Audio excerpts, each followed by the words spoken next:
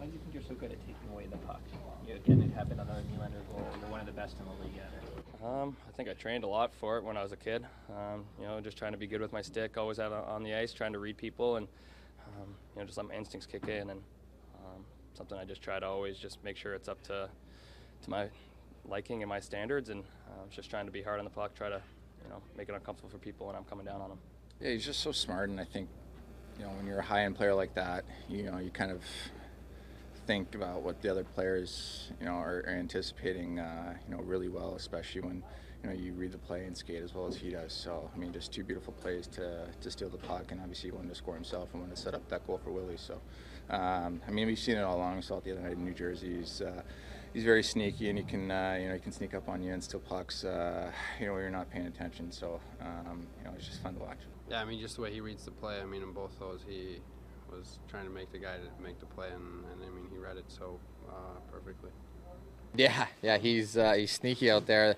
He sees the game really well. He sees it before it even happens, and I think that's something that he's been doing his whole career, and he showed that last night with the two interceptions. One was his goal, and then one that he fed to Willie. So, that's what makes him an elite player. That he reads the game really well, and he's really smart out there. So, he put that on show last night. It's a lot of instinct, but I think there certainly are tells. Some players are able to pick up on those and process them quicker and better than others, and Mitch is at the top end of that.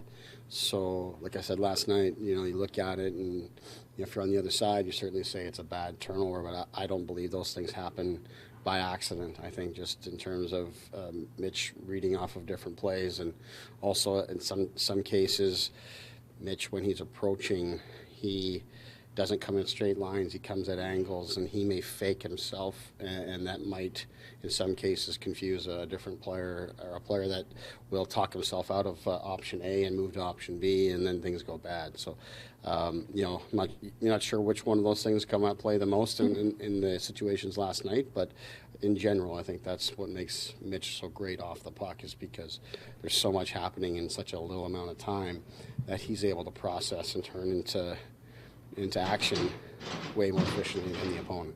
Yeah, I just tried to put pressure on. I realized it was a forward, just tried to make him feel uncomfortable and read the play, and luckily enough was able to do so. Yeah, it's impressive. I mean, it's stealing it and anticipating it, and then it's just the all-in-one motion, the fake to getting to goalie to bite to his forehand and just kind of laying it in there. It's extremely impressive. It's when you're goalie, you realize you have a bit of time there. Yeah. That's steal. Yeah, I think so. I mean, that's why, tried to do a little spinorama fake and then kind of cut back. But I was a little scared there, to be honest, because I went post to post, and I didn't know if it was going to trickle in the right way. So it was just nice to see it cross the goal line, and just tried to make the most out of the time I had and tried to make a move out of it.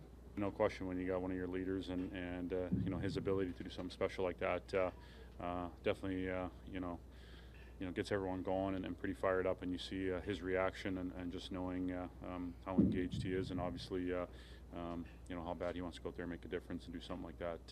No doubt that sparks the group.